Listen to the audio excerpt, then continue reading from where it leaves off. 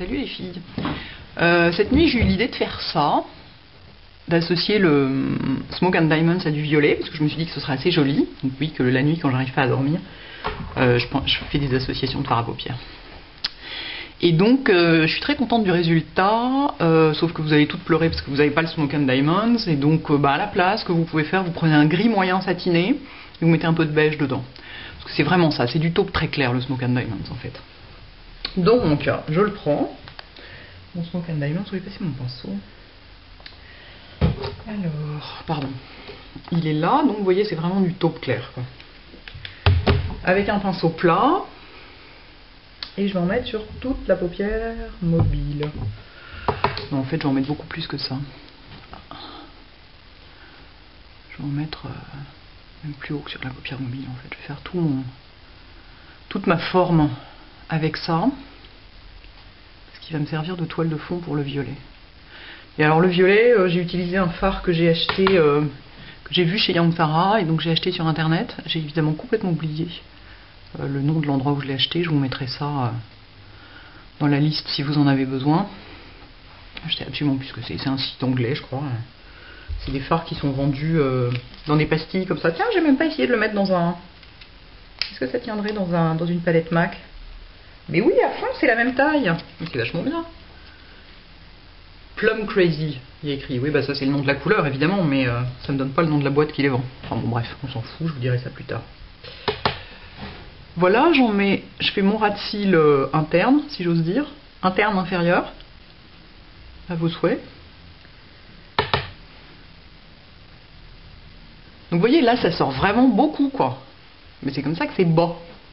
Faut que ça, hop, ça suit toute la forme du sourcil. Et surtout, je fais ça parce que le violet, je vais le mettre à l'intérieur de cette couleur, mais je veux qu'il y ait du plus clair à l'extérieur du violet pour l'entourer en quelque sorte. Je prends un pinceau estompeur. Là, c'est le... Je suis pas sûre que ce soit un pinceau estompeur, mais c'est le 226 de MAC, mais moi j'aime bien estomper avec, parce qu'il est assez raide. J'estompe mon petit contour. Si je le fais maintenant, ça me permet ensuite de poser le foncé sans avoir à l'estomper, enfin sans risquer de perdre de l'intensité à l'estompage du plus clair. Si vous, il n'y en a pas à comprendre, vous criez dans les commentaires. Ensuite, je prends mon 14S. Et donc ce violet inconnu. Mais alors c'est génial, je vais pouvoir le mettre dans ma palette MAC. Oh, je suis contente. Très très bien. Donc c'est du violet foncé. Et assez... il est vachement pigmenté, ils sont très très bien ces fards. Hein. J'ai aussi un bleu, je suis ravie. Si j'arrive à retrouver où je les ai trouvés, j'en achèterai d'autres. Et là, je fais un outer V en fait, tout bêtement. Regardez-moi ça, comme il est pigmenté. C'est top, hein. Même sur l'autre, on le voit. Vachement bien. Hop. J'essaie de revenir pas trop loin quand même. En fait, j'ai triché dessous, j'en avais mis un autre. J'avais mis le violet Sephora dessous, qui était beaucoup trop clair, mais du coup qui donne un ton plus rose. Donc je vais en remettre un petit peu par-dessus du violet Sephora. Parce que sinon c'est pas pareil des deux côtés en couleur. Qui est un peu plus rose, vous voyez. Enfin, c'est pas que j'ai triché, c'est que j'avais commencé par mettre le violet Sephora. Puis en fait j'ai remarqué qu'il y avait zéro intensité sur le Smoke and Diamonds, et du coup je suis passé à celui-là. Mais du coup celui-là est beaucoup plus rose. Donc c'est pas pareil. Hop, je fais le ras de cils inférieur tant que j'y suis. Hop. Et là, je viens jusque là. Ok. Je vais reprendre mon truc à estomper. Je vais passer un petit coup dans un Kleenex avant. Estomper un petit peu tout ça. Et là, je trouve que je suis venu un tout petit peu loin. Donc je reprends mon pinceau de Smoke and Diamonds. Et j'estompe par-dessus, quoi. Enfin, je fonds les deux couleurs l'une dans l'autre. Is it similar? More or less. Bon, il y a du liner qui change quand même un peu tout. Un tout petit peu plus de Sephora pour le rose. Pour le côté, ouais, c'est ça, c'est plus rose que ça, effectivement. Ok. I see what it is. Donc vous voyez, j'ai plusieurs pinceaux à la fois, plus mon Kleenex, plus mes machins, plus mes trucs. Faut pas hésiter à avoir pas mal de matos sortis.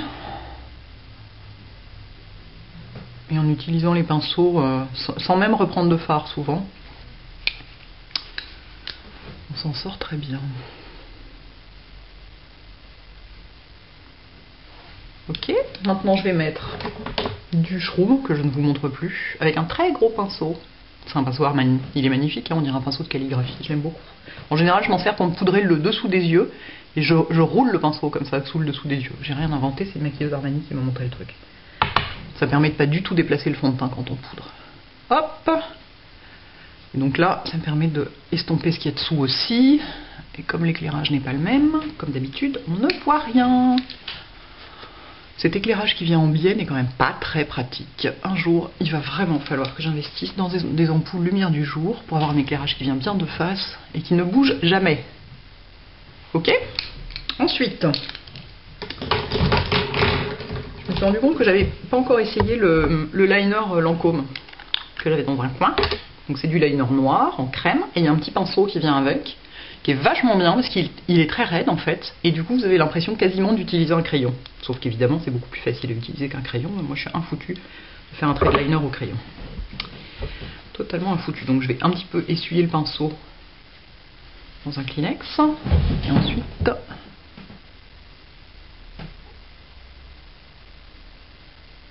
je reste au maximum vraiment au ras des cils. Je m'appuie vraiment sur les cils pour... Donc là, il n'y a pas assez d'intensité, mais ça fait rien. J'ai marqué un début de ligne. Je retourne mon pinceau parce qu'il doit m'en rester de l'autre côté. Ouais.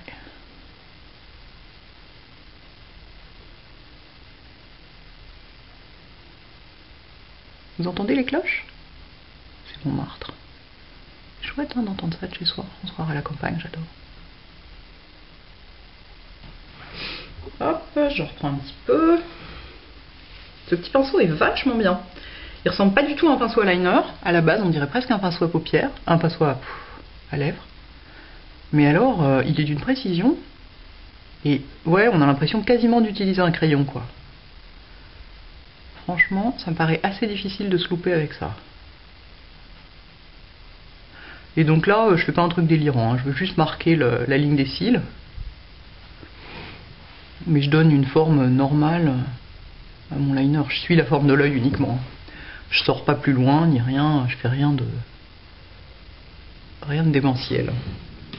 Voilà. Ensuite, je vais pas mettre de colle dans l'œil. Faut que je vous montre un peu. Je vais pas mettre de. Hé, obéis-toi.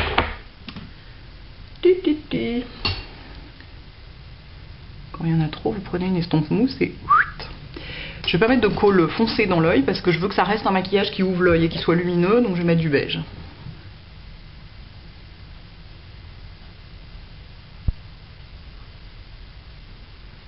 Voilà. Bon, pour l'instant ça fait un peu artificiel parce que j'y suis allée un petit peu fort. Ouais, j'y suis allée. Ah oui quand même Hélène, écoute, qu'est-ce que c'est que c'est? Écoute, enfin, j'en ai même dans les cils. Bon, on est dimanche matin, je suis pas du tout réveillée. Voilà quoi, mais enfin, c'est pas une raison. Hein, on est dimanche du changement d'heure en plus, donc je suis complètement tourneboulée par tout ça. Bon, alors j'ai plein de crayons beige dans les cils, c'est un vrai bonheur de mettre ça.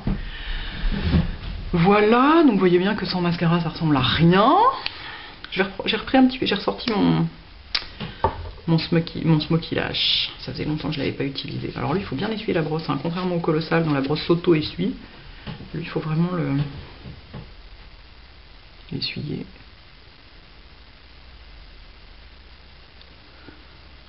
Essayer de couvrir ce crayon beige dans les cils. Quelle drôle d'idée. Non, j'y arrive pas complètement. Ça va se voir sur les photos, ça m'énerve. Hop. Ah, il est quand même cool le smoky lash, hein. Franchement. Ça faisait longtemps que je l'avais pas utilisé, j'avais un peu oublié. Il est quand même assez top, faut reconnaître. Je me suis fait une tache, je vais vous montrer comment on l'enlève. J'en profite. En bas, je me suis fait aussi une tache en bas, c'est très bien, ça va nous faire de la matière pour montrer les trucs. Et tiens, sur les lèvres, je vais En ce moment, je mets du blush crème parce que comme je poudre plus mes joues, je poudre que la zone médiane et le tour des yeux, donc je touche pas du tout à mes joues. Je disais donc, comme sur mes joues c'est pas poudré, qui a dire juste le fond de teint, c'est plus facile de poser du blush crème que du blush poudre parce que la poudre accroche sur le fond de teint non poudré. Du coup, des fois c'est un peu moyen. Donc là, je mets du blush crème comme ça. Sinon, je mets l'autre là, celui-là, je l'aime bien aussi, le Une. Toc, voilà.